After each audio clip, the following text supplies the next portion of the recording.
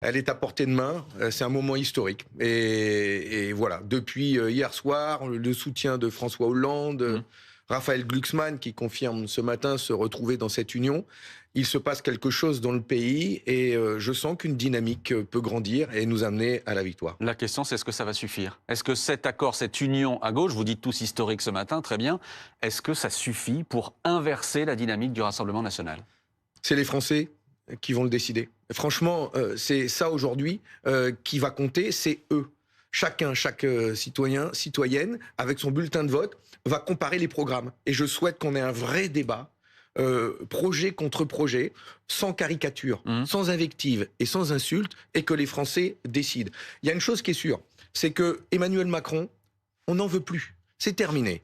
Et ce qui émerge aujourd'hui, c'est qu'il y a le projet de M. Bardella avec M. Ciotti, et c'est le coming out libéral de l'extrême droite, et ils vont défendre leur projet et le nôtre. Et je souhaite vraiment que ce débat ait lieu sur cette base-là. Et sur cette base-là, j'ai plutôt confiance dans les Français parce qu'ils veulent vraiment que ça change. Et nous apportons des réponses très concrètes sur les salaires, sur les retraites, sur les services publics, sur l'écologie. Et Je redonne ce qu'on donnait tout à l'heure quand on a commencé cette émission. Augmentation du SMIC, indexation des salaires sur l'inflation, abrogation de la réforme des retraites et de la réforme de l'assurance chômage, reconnaissance de l'État de Palestine, accord trouvé sur l'antisémitisme. Ça, c'est ce sur quoi vous êtes tous d'accord. La première mesure, si vous arrivez au pouvoir, c'est quoi? L'indexation des salaires sur l'inflation et la hausse du SMIC et que tous les salaires suivent derrière, parce que cette mesure de justice sociale, elle est déterminante. Nous mettrons aussi tout de suite en place une mesure forte pour la baisse des factures et notamment la facture énergétique parce qu'elle n'a jamais autant augmenté que ces dernières années. Vous proposez, comme Jordan Bardella ce matin, la baisse de la TVA sur l'essence, le fuel, le gaz? Mais pas seulement. Mais là-dessus, vous êtes d'accord? Bien sûr, oui. Oui, bien sûr, parce qu'il faut des mesures fortes de pouvoir d'achat pour agir sur les factures de nos concitoyens et faire en sorte que le travail paye. D'abord, il faut augmenter les salaires. Et augmenter les salaires, c'est brut. C'est augmenter les cotisations pour financer la sécurité sociale. C'est déterminant pour assurer derrière le financement de bonnes retraites, pour augmenter le minimum contributif des pensionnés, pour augmenter le minimum vieillesse des pensionnés. Moi, je pense à ces femmes qui ont travaillé toute leur vie. Et 50% des femmes en France, des retraités, ont une pension inférieure à 1 000 euros. 50% des femmes retraitées ont une pension inférieure à 1 000 euros. Sauf que Fabien Roussel, nous voulons tout de suite porter ce minimum contributif à 1 200 euros. Je vois cet enthousiasme. On vient de recevoir le chiffrage de Bercy, par exemple, sur le fait de passer à une TVA à 5,5% sur l'énergie. Ça coûte 10 milliards pour l'essence, ça coûte 4,5 milliards pour l'électricité, ça coûte 2,3 milliards pour le gaz, 7 milliards si on inclut l'alimentation en plus pour les produits de première nécessité. C'est la même question pour le RN. Pardon, c'est la même question pour le RN. Où allez-vous trouver l'argent? Il n'y a plus d'argent. Par exemple, je vais vous donner un exemple, mais je pourrais vous en sortir plein. Je ne vais pas vous sortir l'ISF, parce que vous le connaissez, nous allons le rétablir. Je ne vais pas vous parler des niches fiscales, nous allons nettoyer, nous allons récupérer des dizaines de milliards d'euros. Mais par exemple, il y a une idée qui n'émerge pas là, mais je vous la livre. Si nous passons le SMIC à 1 600 euros net, tout de suite, et que nous indexons les salaires sur l'inflation, il n'y aura plus de salaire en dessous de 1 600 euros net. Vous savez ce que ça veut dire? Ça veut dire qu'il n'y a plus besoin de la prime d'activité qui est aujourd'hui versée par la CAF aux salariés qui sont payés en dessous de 1 600 euros. Comment vous allez imposer aux entreprises une hausse comme ça du Non, mais SMIC? vous savez combien c'est dans le budget de l'État? La prime d'activité, c'est 10 milliards d'euros. Ça veut dire qu'aujourd'hui, l'État paye à la place des employeurs les hausses de salaire. Mais c'est fini. Mais donc vous dites ce matin aux entreprises... Attendez, vous dites ce matin aux entreprises, ces 10 milliards, c'est vous qui allez les prendre en charge? Eh bien... c'est effectivement les chefs d'entreprise qui assumeront les salaires. Normalement, c'est comme ça. C'est pas à l'État de se substituer à eux. En revanche, il y a un levier que nous avons pour aider nos PME, nos TPE, celles qui délocaliseront jamais leur activité et qui sont vraiment essentielles à notre économie. Tous ces patrons de PME, de TPE, je leur dis que les aides publiques de l'État qui existent aujourd'hui, c'est entre 170 à 200 milliards d'euros. Tout cumulé. Ces aides publiques doivent être priorisées pour les soutenir, ces entreprises. Fini les aides aux grands groupes qui n'en ont pas besoin. Vous, votre patron, Bolloré, par exemple. Votre patron. Non, c'est pas mon patron. Bolloré, c'est pas mon patron. Vous êtes trompé de chaîne. Je suis où, là? Vous êtes sur BFM TV, Fabien Roussel. C'est plus Drahi.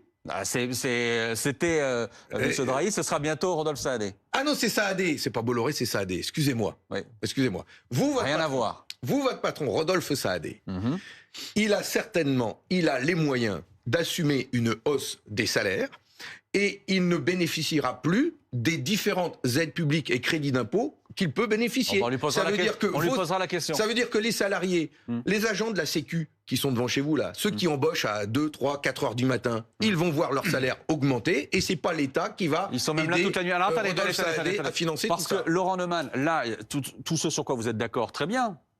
Mais il y a tout ce sur quoi, voilà, les différentes composantes de cette union ne sont pas d'accord. Des sujets qui ont été gentiment mis de côté. Bah, pas tant que ça. Ah. Pas tant que ça. Oui, évidemment, il a fallu mettre son chapeau sur les insultes, les invectives, la brutalisation, etc. Tout ça, oui, tout ce qui a été dit, malheureusement, on ne peut pas l'effacer. Mais par contre, quand on commence à regarder sur le plan programmatique, bah, je me rends compte que chacun est obligé de faire un pas vers l'autre. Jean-Luc Mélenchon et ses amis de la France Insoumise ont dû faire beaucoup d'efforts. Eux aussi, ils ont mangé leur chapeau. Quand on lit ce qu'il y a, par exemple, sur la construction européenne ou sur la guerre en Ukraine, ça a dû être dur à la France Insoumise d'accepter ça. Et puis, à l'inverse, j'imagine que chez M. Roussel, M. Glucksmann ou les écologistes, il y a eu des moments où ça s'appelle le compromis. Et ce que je note, moi, et ce qui me paraît le plus important politiquement, c'est tout ce qu'avait imaginé Emmanuel Macron au moment de prendre la décision de dissoudre. C'est exactement le contraire qui est en train de se passer. Et notamment l'éclatement de la gauche. Mais la droite n'a pas explosé. La droite n'a pas explosé et la gauche est en train de se réunir. C'est le contraire de l'alignement des planètes qu'il souhaitait. Quand même.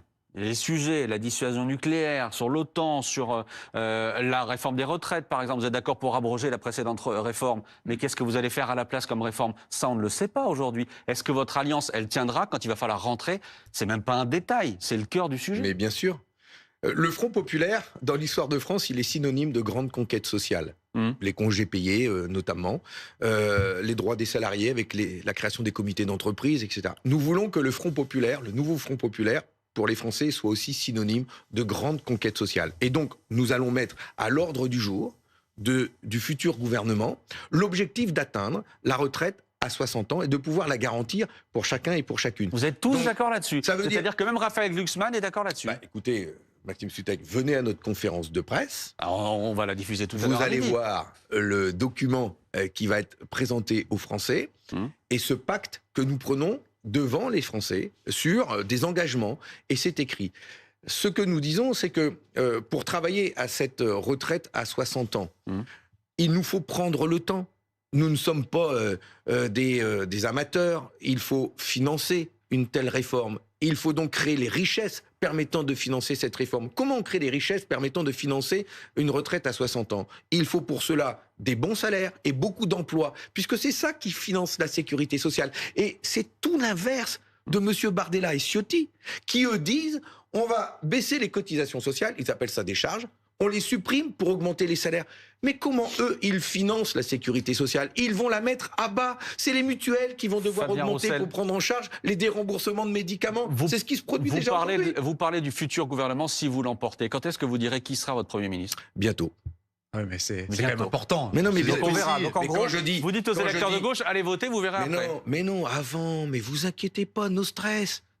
Mais no stress, on vient de passer 4 jours, on est vendredi, 4 jours complets pour travailler sur des candidatures uniques dans chaque circonscription. Nous avons travaillé sur un programme. Nous avons fait le choix, vous l'avez dit, de faire des pas l'un vers l'autre, de trouver les compromis les plus ambitieux pour le pays et pour les Français. Nous avons consacré notre énergie à l'unité. Aujourd'hui, on va consacrer notre énergie à partir de maintenant pour déterminer l'équipe qui demain sera en responsabilité. Comment on fait pour le Premier ministre? Moi, je pose la question, on va en débattre entre nous. Raphaël Glucksmann a dit ce matin, pas de Mélenchon. Vous dites pas de Mélenchon? Moi, j'ai envie de présenter une équipe aux Français.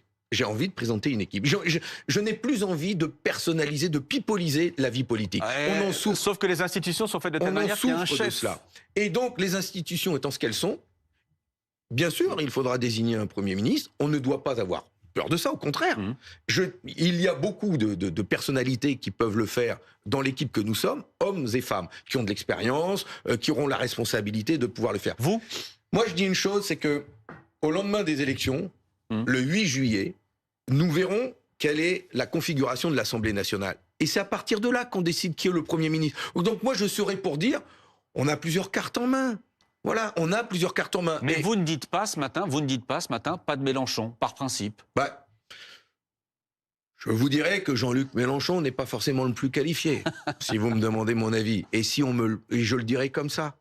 Parce qu'il nous faut une figure, un patron, un homme, une femme, qui rassemble.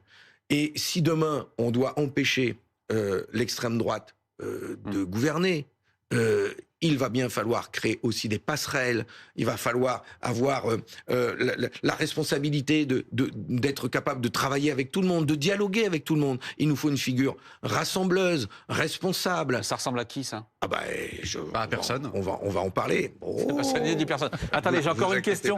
J'ai encore une question de personne. Vous savez, nous, mon parti, ma formation politique, en 1945, quand il a fallu reconstruire la France, on a pris nos responsabilités et on a participé à un gouvernement d'union nationale avec le général de Gaulle. Et donc, nous avons su, au nom de l'intérêt de la nation et du peuple de France, nous unir pour mettre ensemble toutes nos forces.